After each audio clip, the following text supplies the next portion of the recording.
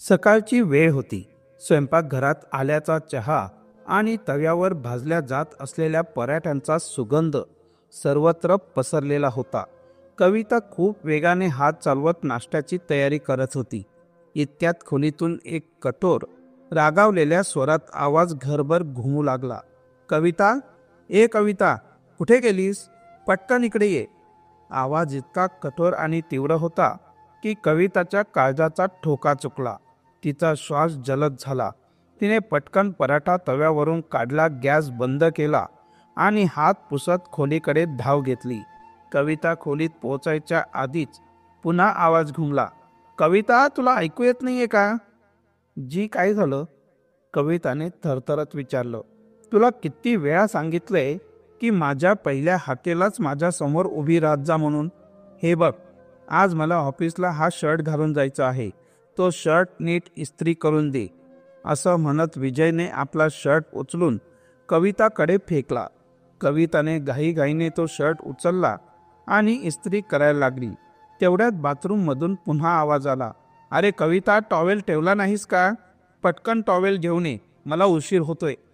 कविताने इस्त्री बाजूला ठेवली आणि पटकन टॉवेल घेऊन बाथरूमजवळ गेली. हे घ्या, म्हणत तिने दरवाजातून आत टॉवेल दिला. हे सुद्धा तुला दरवेळेस आठवण करून द्यावी लागते का? विजयने रागातच टॉवेल हिसकावला. कविता पुन्हा इस्त्री करायला वळली. घाईघाईत पळत जाताना तिचा पाय पलंगाच्या कोपऱ्याला धडकला. ती वेदनेने तोंड पिळवटत खाली बसली. पण लवकरच उठून शर्टकडे लक्ष दिलं. पण शर्टकडे पाहताच ती थिजून गेली. शर्टचा एक भाग जळालेला होता. अरे देवा, आता काय होणार? कविताच्या होटांना कंप सुटला. ती भेदरली. पण तेवढ्यात बाथरूमचा दरवाजा उघडला आणि विजय बाहेर आला. माझा शर्ट तयार आहे का? त्याने रागानेच विचारलं. कविता काहीच बोलू शकली नाही. विजयने जेव्हा त्याचा जळालेला शर्ट पाहिला तेव्हा त्याचा राग अनावर झाला. हे काय केलंस तू? हा माझा आवडता शर्ट होता. तो गरजला. सॉरी, चुकून झालं.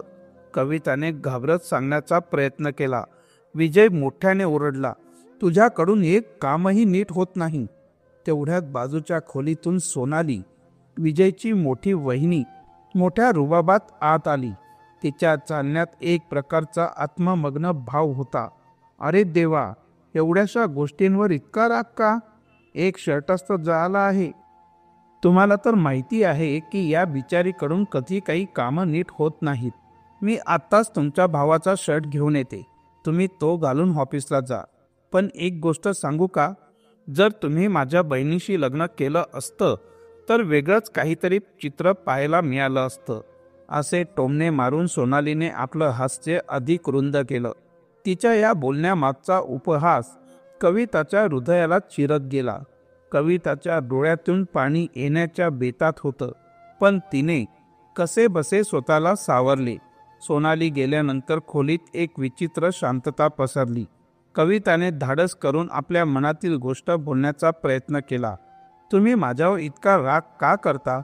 मी मान्य करते की माझ्याकडून चूक झाली आहे. पण तुम्ही माझ्याशी शांतपणेही बोलू शकता ना? प्रत्येक गोष्टींवर ओरडणं गरजेचंच आहे का? कविताने धाडसाने विचारलं. हे ऐकताच विजयने तिच्याकडे रागाने बघत म्हटलं. काय म्हणालीस? यातही चूक माझीच आहे का? नाही, मी तुम्हाला दोष देत नाहीये. फक्त कविताने स्वतःला सावरत उत्तर देण्याचा प्रयत्न केला. पण विजयच्या रागाने लाल झालेल्या चेहऱ्याकडे पाहून तिचा आवाज थरथर कापू लागला. अच्छा, आता तू मला शिकवणार आहेस की मला कसं वागायचं आहे? असं म्हणत विजयने कविताचे केस धरले. मला सोडा. कविताने मोठ्या कष्टाने त्यांच्या पकडीतून केस मोकळे केले. मी सुद्धा माणूसच आहे. अशा प्रकारचं वागणं आता माझ्या सहनशक्तीच्या पलीकडे गेलंय. ती रडवेली होऊन म्हणाली.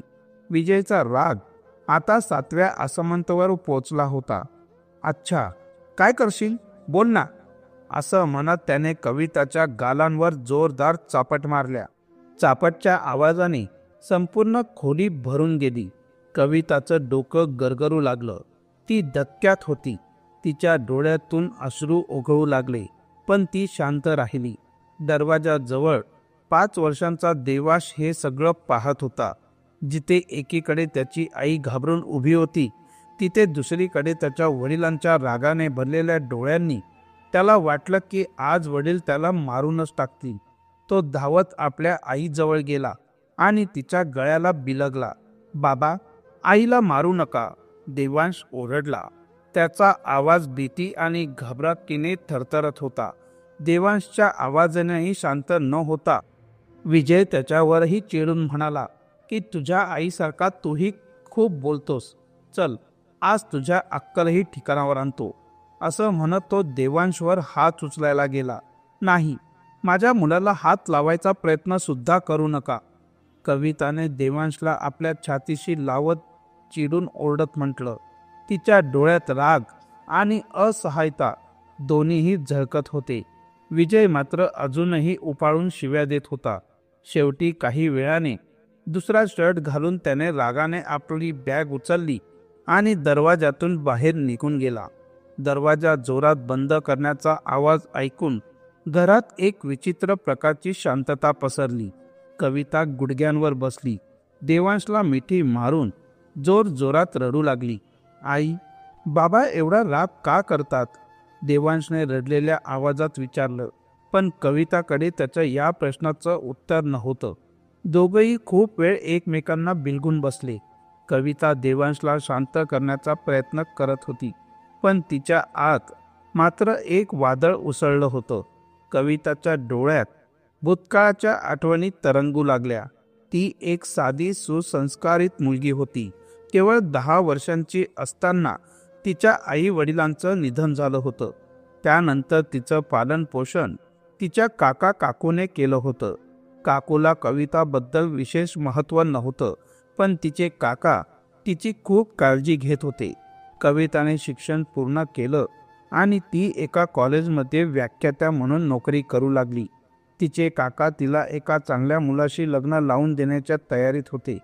विजय, कैलासजी यांचा धाकटा मुलगा, तिचा नवरा ठरला. कैलासजींची प्रकृती ठीक नव्हती, म्हणून हे लग्न लवकर करण्यात आलं होतं. पण कविताचं स्वप्नातील जीवन तिने कधी स्वप्नातही विचार केला नव्हता. त्या उलट दिशेने चाललं होतं. कैलासजींची प्रकृती काही ठीक नव्हती, म्हणून त्यांना वाटत होतं की त्यांच्या हयातीतच त्यांच्या धाकट्या मुलाचं लग्न व्हावं. कैलासजी आणि कविताचे काका लोकेशजी एकमेकांना चांगल्या प्रकारे ओळखत होते. एकदा लोकेशजींच्या घरी आलेल्या कैलासजींनी कविताला पाहिलं. कविता शिक्षणाने सुसंस्कृत होती आणि घरकामातही निपुण. तिच्या शालीन वागणुकीमुळे आणि आदबशीर स्वभावामुळे कैलासजी इतके प्रभावित झाले की त्यांनी तिथेच आपल्या मुलगा विजयसाठी कविताचा हात मागितला. लोकेशजींनाही हा प्रस्ताव मान्य होता, पण गोष्ट एवढी सोपी नव्हती.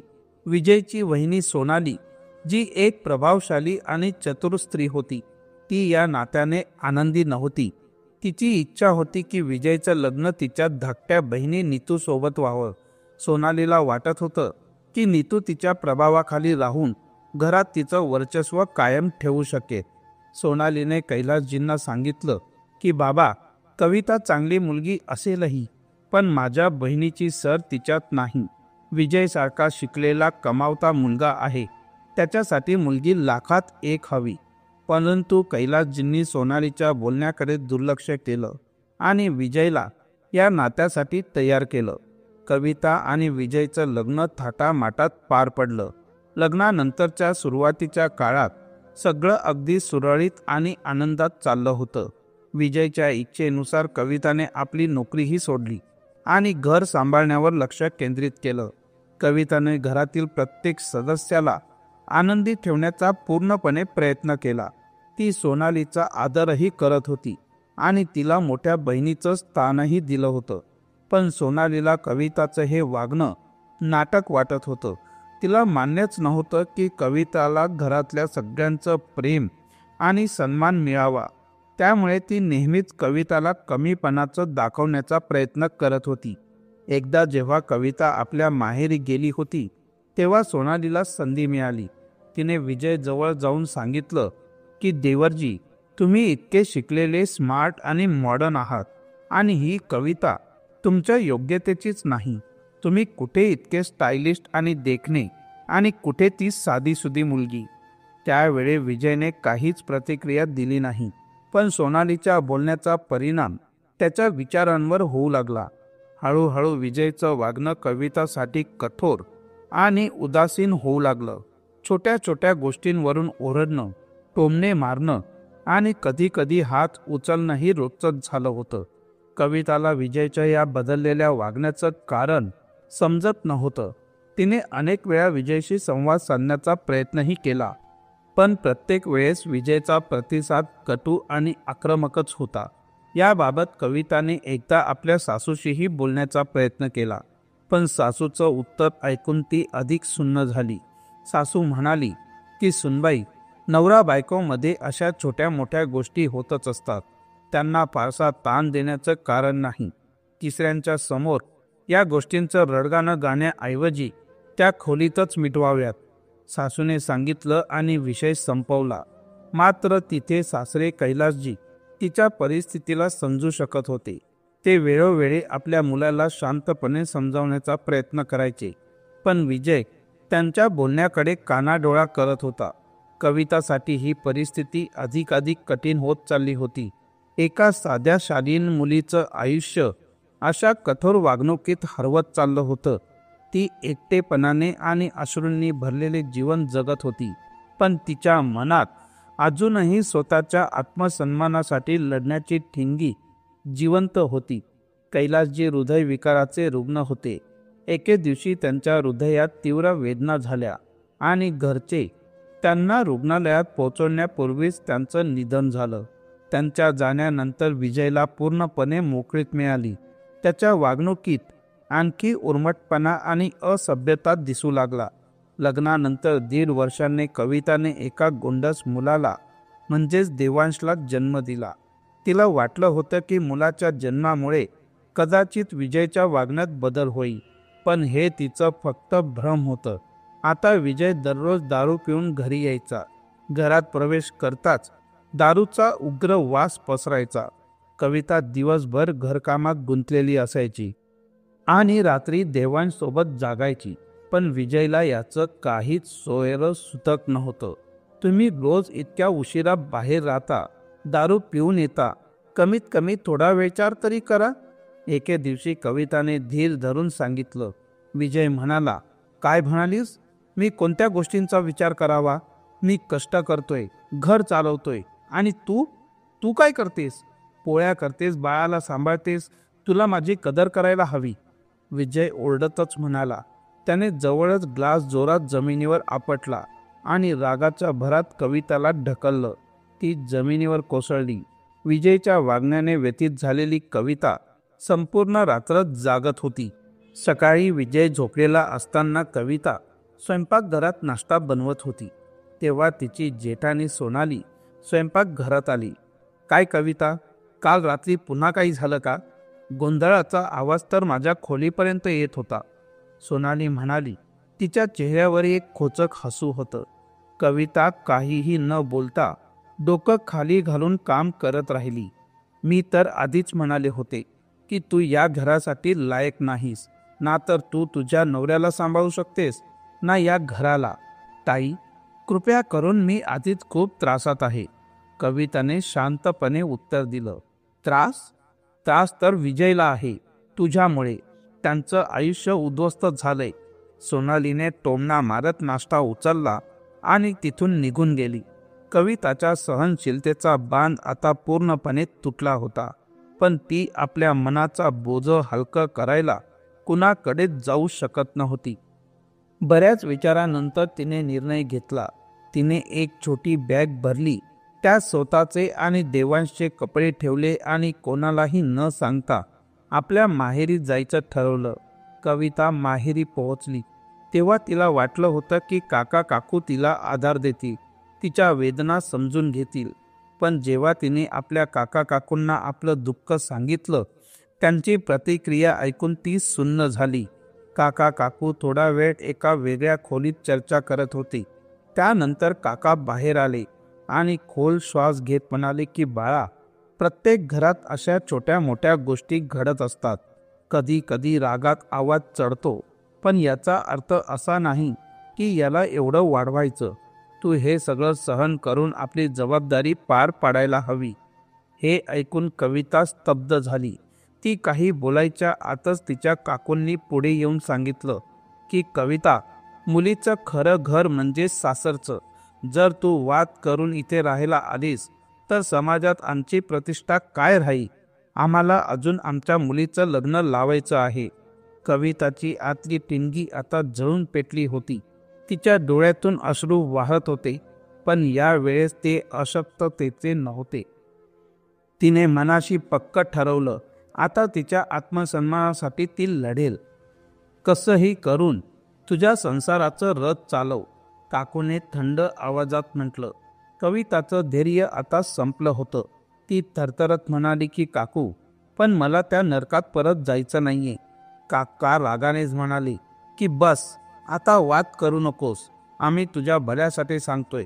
उद्या सकाळीच परत सासरी निघून जा आणि आपल्या जबाबदाऱ्या पार पाड. थंड डोक्याने विचार करशील तर सगळं काही ठीक होईल. त्या रात्री कविता खूप वेळ छताकडे पाहत बसली. तिच्या डोळ्यातून सतत अश्रू वाहत होते, पण आता त्या अश्रूंमध्ये वेदनासोबतच रागही होता. दुसऱ्या दिवशी सकाळी कविता शांतपणे आपलं सामान घेत सासरी परत गेली. दरवाजा उघडताच सोनालीचा खोचक आवाज कानावर पडला. अरे, आलीच महाराणी? काका काकूंनी 2 दिवसही तुला ठेवून घेतलं नाही का? कविताने काहीही उत्तर दिलं नाही. तिला माहीत होतं की सोनालीला उत्तर देण्यात काहीही उपयोग नाही. पण आता तिचं आयुष्य आणखी कठीण होऊ लागलं. विजय आणि सोनालीला कळलं होतं की कविताला माहेरकडून कोणताही आधार मिळणार नाही. त्यामुळे विजयचं वागणं अधिकच कठोर झालं. आता तो दररोज रात्री मद्य पिऊन यायचा आणि कुटुंबासमोर कविताला जाणीवपूर्वक अपमानित करायचा. एके दिवशी देवांशला ताप आला होता. कविता संपूर्ण रात्र त्याच्यासोबत जागी होती. तिने विजयला अनेकदा उठवण्याचा प्रयत्न केला, पण तो झोपेतच म्हणाला की मला झोपू दे. हा सगळा तुझा प्रॉब्लेम आहे, माझा नाही. सकाळी कविताने देवांशला डॉक्टरकडे नेण्याची गोष्ट केली. तेव्हा विजय थंडपणे म्हणाला की डॉक्टरकडे जायचंय तर ऑटोतून जा, माझ्याकडे वेळ नाही. कविता आतून पूर्णपणे कोसळली होती, पण ती एकटीच देवांशला डॉक्टरकडे घेऊन गेली आणि त्याच्यावर उपचार केले. हीच तिची नियती मानून ती आपलं जीवन काढत होती. पण आज शर्ट जळाल्याच्या किरकोळ गोष्टीवरून विजयने केलेली मारहाण आणि देवांशने त्याचं पाहिलेलं भयावह रूप यामुळे कविता पुरती हादरली होती. देवांश तिच्या कुशीत लपला होता आणि तो इतका घाबरला होता की फक्त थरथरत होता. देवांशची अवस्था पाहून कविता विचार करू लागली की शेवटी ती स्वतःला आणि आपल्या मुलाला या नरकातून कसं बाहेर काढणार. कविताच्या डोक्यात एक योजना फिरत होती. 2 दिवसांनी एका गेट टुगेदरचं आमंत्रण होतं. नेहमीप्रमाणे ती विजयच्या भीतीमुळे अशा ठिकाणी जाणं टाळायची, पण यावेळेस तिने स्वतःला रोखलं नाही. त्या दिवशी विजय घराबाहेर गेल्यानंतर कविता तयार झाली आणि देवांशला घेऊन ती बाहेर पडली. तिथे पोहोचल्यानंतर तिच्या जुन्या मैत्रिणीला भेटून तिच्या चेहऱ्यावर अनेक वर्षांनी हसू आलं. तिची जवळची मैत्रीण अंकिता तिला पाहून म्हणाली की कविता, ही तूच आहेस का? तुला नक्की काय झालंय? अंकिताच्या प्रश्नाने कविताच्या मनातल्या जखमा पुन्हा उघडल्या, पण तिला कळत होतं की आता ती एकटी नाही. तिला आधार देणाऱ्या मैत्रिणी होत्या, ज्यांच्यासमोर ती आपल्या मनातला हा वाद सांगू शकली असती. आणि कदाचित हेच तिच्या नव्या प्रवासाचं पहिलं पाऊल होतं. कधी कॉलेजची ब्युटी क्वीन म्हणली जायचीस आणि आता चेहऱ्यावरची सगळी रोनकच गायब झालीये, अंकिता म्हणाली. कविताने ही गोष्ट टाळण्याचा प्रयत्न केला, पण त्या दरम्यान अंकिताचं लक्ष तिच्या गळ्यावर आणि हातांवर गेलेल्या जखमांवर गेलं. हे डाग कसले आहेत कविता? अंकिताने विचारलं. कविता गडबडली, पण सगळ्या मैत्रिणींच्या वारंवार विचारण्याने ती शांत राहू शकली नाही. तिच्या डोळ्यातून अश्रू ओघळले आणि तिने आपली कथा सांगायला सुरुवात केली. गेल्या कित्येक वर्षांपासून ती विजयच्या अत्याचारांना कसं सहन करत होती. कविताचं ऐकून अंकिताच्या डोळ्यातही पाणी आलं. काही वेळ ती बोलूच शकली नाही. मग रंजलेल्या आवाजात अंकिता म्हणाली, कविता, तुला असं वाटत नाही का की तू तुझ्या सोबतच आपल्या मुलाचं आयुष्यही उद्ध्वस्त करत आहेस? तुझी सर्वात मोठी चूक ही होती की तू आपल्या हुकुमशाही नवऱ्याचं म्हणणं मानून नोकरी सोडलीस. आजच्या काळातील मुलगी असून, शिकलेली असून, हुशार असून तू हे अन्याय कसं सहन केलेस?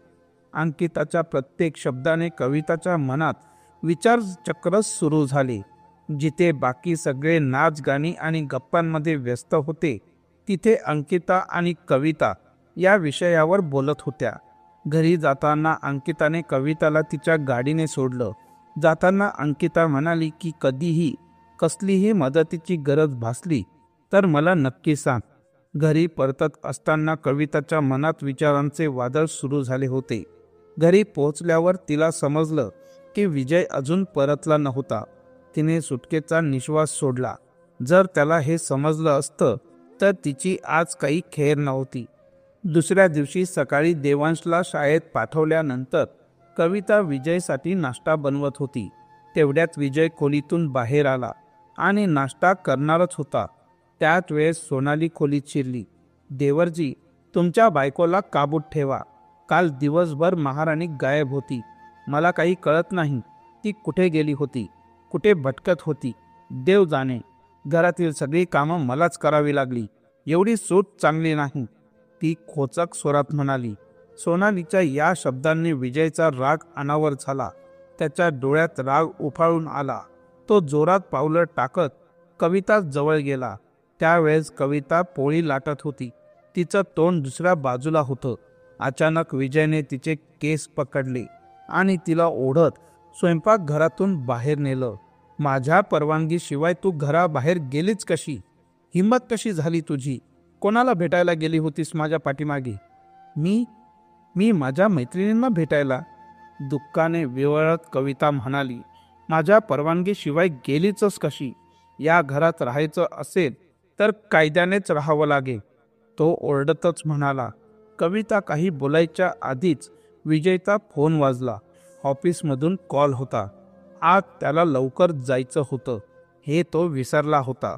रागाच्या भरात त्याने कविताला जमिनीवर फेकलं आणि काहीही न खाता पिता घराबाहेर पडला. कविताचं संपूर्ण शरीर वेदनेने कराहत होतं, पण तिच्या मनात जी जळजळ सुरू झाली होती ती वेदनेपेक्षा प्रखर होती.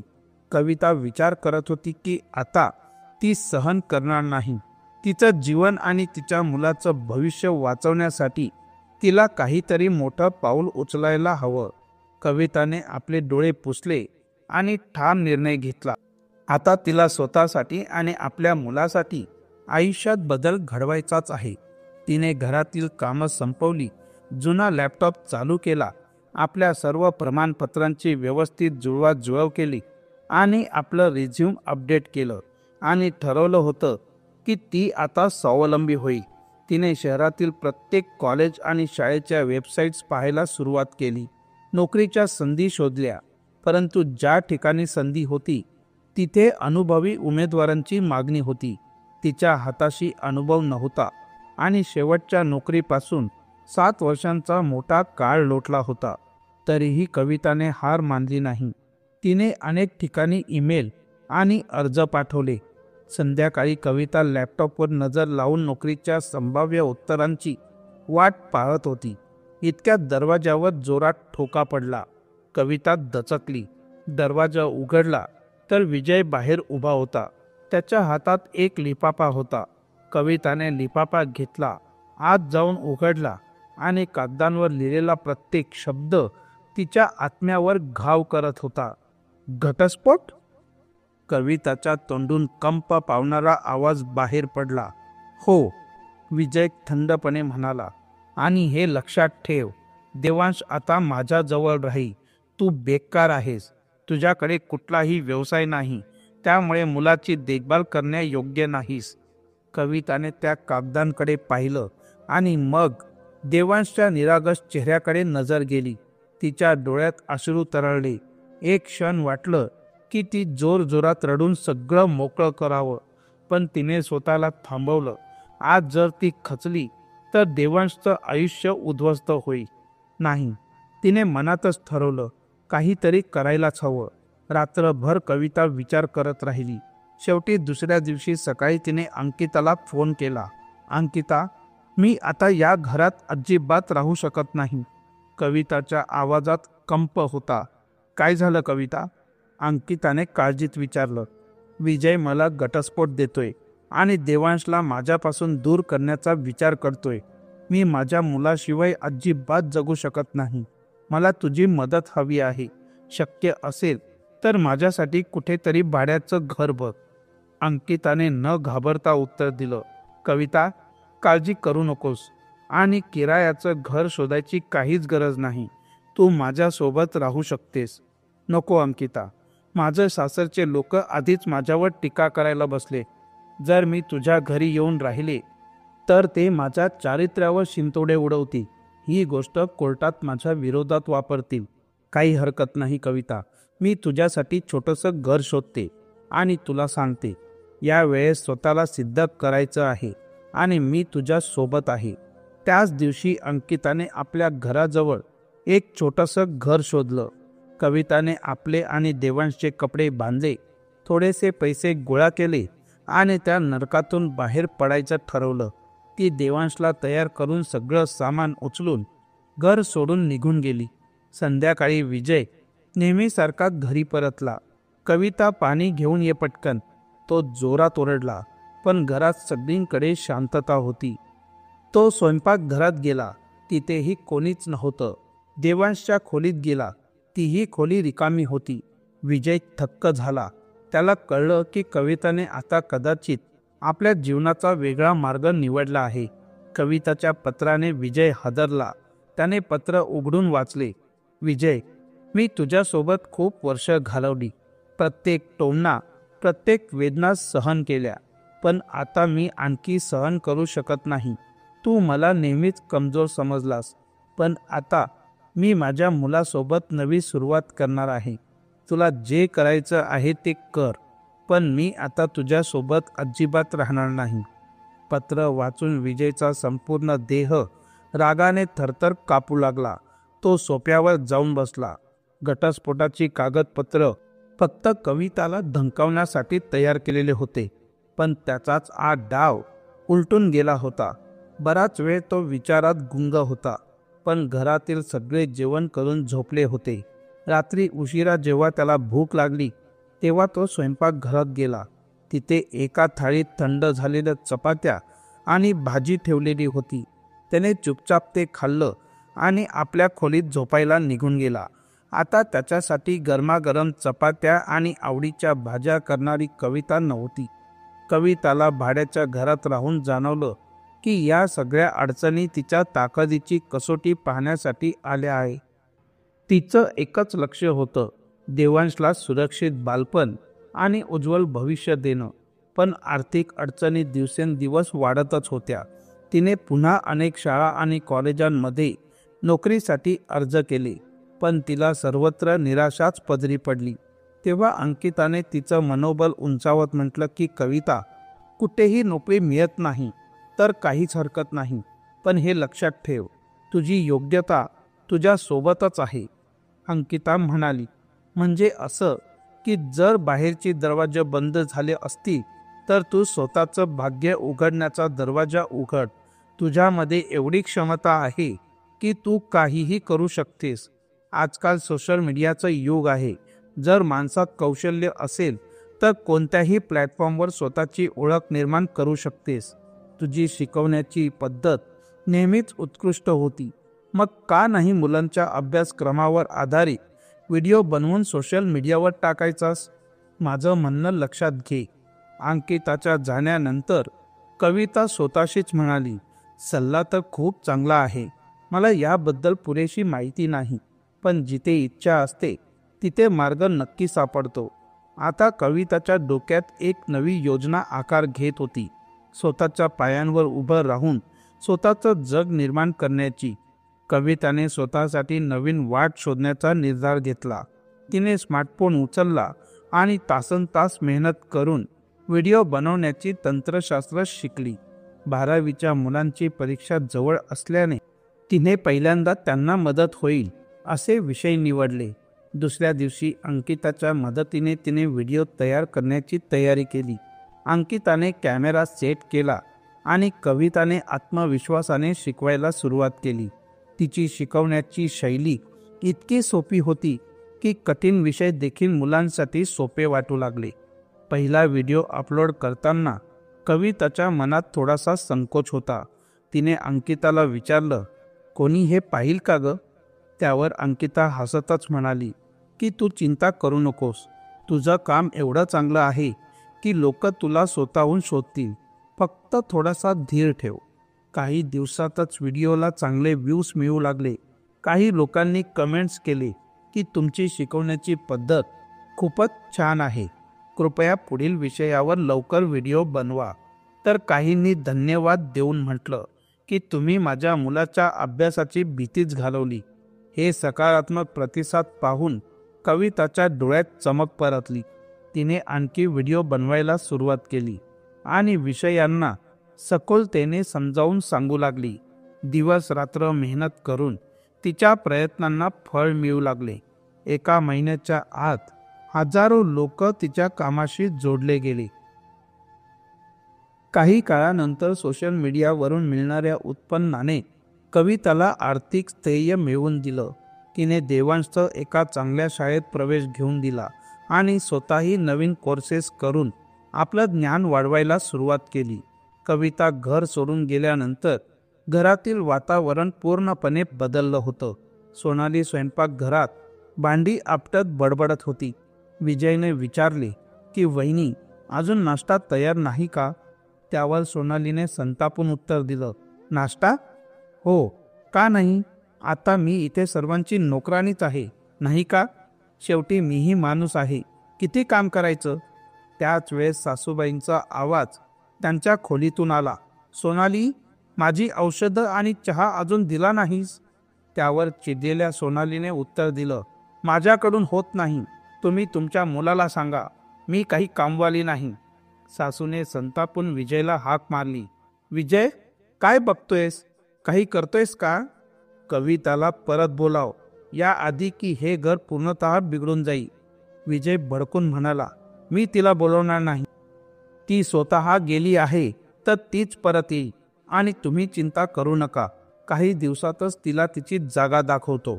त्याच वेळेस दरवाजाची बेल वाजली. सोनालीने दरवाजा उघडला आणि काही क्षणांनी तिचा जोरात आवाज आला, विजय, बाहेर ये, बघ तुझ्यासाठी काय आलंय. विजय रागाने भराभर बाहेर आला. त्याच्या चेहऱ्यावरची चिडचिड स्पष्ट दिसत होती. सोनालीने एक कागद त्याच्या हातात दिला आणि म्हणाली की घटस्फोटाचे कागद आलेत, सही करून पाठवले तुझ्या बायकोने. आता भोगा आपल्या कर्माची फळं. सोनालीने धारदार स्वरात म्हणत घटस्फोटाचे कागद विजयच्या हातात दिले. कागद पाहताच विजयच्या पायाखालची जमीनच सरकली. त्याला कविताने एवढं मोठं पाऊल उचललंय यावर विश्वासच बसत नव्हता. मुद्दा कोर्टात पोहोचला. पहिल्या सुनावणीत कविताने सांगितलं की तिला मानसिक आणि शारीरिक छळ सहन करावा लागला. विजयच्या वकिलाने कवितावर शब्दांच्या हल्ल्यांचा प्रयत्न करत विचारलं की मॅडम, तुम्ही लग्नापासून 7 वर्ष कोणतीही तक्रार केली नाही, मग अचानक आता कसं वाटलं की तुम्हाला त्रास होतोय? कविताने आत्मविश्वासाने उत्तर दिलं, मी माझं लग्न टिकवण्यासाठी खूप सहन केलं, पण आता माझ्या सहनशक्तीचा अंत झाला आहे. मला हे पाऊल उचलायला भाग पाडलं ते माझ्या नवऱ्याने आणि सासरच्यांनीच. विजयच्या वकिलाने कवितावर निष्काळजी आणि वाईट आई असल्याचे आरोपही केले. जी बाई स्वतःचं घर सोडून गेली तिचा स्वभाव संशयास्पद आहे, तिला मूल कसं देणार? पण कविताने आपली बाजू ठामपणे मांडली. तिने घरगुती हिंसेचा पुरावा म्हणून गवाही आणि वैद्यकीय अहवाल सादर केले. सर्वात मोठे वळण तेव्हा आले जेव्हा कोर्टाने देवांशला बोलावलं. तो कविताचा हात धरून आत आला. जजने त्याला प्रेमाने विचारलं की बाळा, तुम्हाला कोणासोबत राहायचंय? देवांशने निर्भयपणे उत्तर दिलं की मला माझ्या आईसोबतच राहायचंय. बाबा आईला खूप मारतात, मोठ्या आवाजात ओरडतात. आई खूप रडते. माझे बाबा खूप वाईट आहे. मला त्यांच्यासोबत राहायचं नाही. देवांशच्या या उत्तराने विजयचा चेहरा लाजेने खाली गेला. त्याचा केस जिंकण्याचा आत्मविश्वास तुटला. केसची अंतिम सुनावणी होण्याआधीच कविताने इन्स्टॉलमेंटवर एक छोटंसं घर विकत घेतलं आणि देवांशसोबत तिथे शिफ्ट झाली. ती आता स्वतःच्या पायावर उभी राहिली होती. केसच्या अंतिम सुनावणीच्या आदल्या दिवशी विजयने कविताला फोन केला. कविता, मी तुझ्याशी एकदा बोलू इच्छितो. कविताने थोडा विचार करून उत्तर दिलं की ठीक आहे, शेवटचं एकदा बोलायला मी तयार आहे. 30 मिनिटात विजय कविताच्या घराबाहेर उभा होता. घराबाहेरच्या नेम प्लेटवर कविता असं नाव कोरलेलं होतं. बेल वाजवली. दरवाजा उघडत कविताने त्याला आत येण्यासाठी सांगितलं. घर भलेही लहान होतं, पण व्यवस्थित आणि सुंदर होतं. सर्व सुविधा असलेल्या घरात शांततेचं वातावरण होतं. काय बोलायचं होतं? कविताने त्याला थेट विचारलं. विजयने नरमपणे बोलायला सुरुवात केली. कविता, मला माझ्या चुका कळाल्या आहेत. तुझ्या जाण्यानंतरच कळालं की माझ्या आयुष्यात तुझं स्थान किती महत्त्वाचं होतं. तुझ्याशिवाय घर विस्कटून गेलंय. आई आजारी आहे. कविताने त्याचं शांतपणे म्हणणं ऐकलं आणि ठाम स्वरात म्हणाली की विजय, तू खूप उशीर केलास. माझ्या वेदनांना तुझ्यासाठी कधीच महत्त्व नव्हतं. आता मी आणि माझा मुलगा आमच्या आयुष्यात आनंदी आहोत.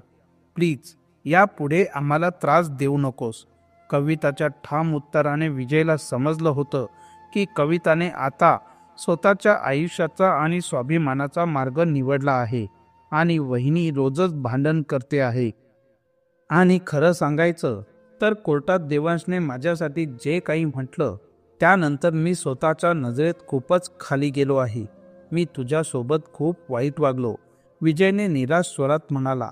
कविताने गंभीर स्वरात उत्तर दिलं. आता जेव्हा तुमच्या आयुष्यात सर्व काही विस्कटून गेलं आहे तेव्हा तुम्हाला माझी आणि देवांशची आठवण येत आहे?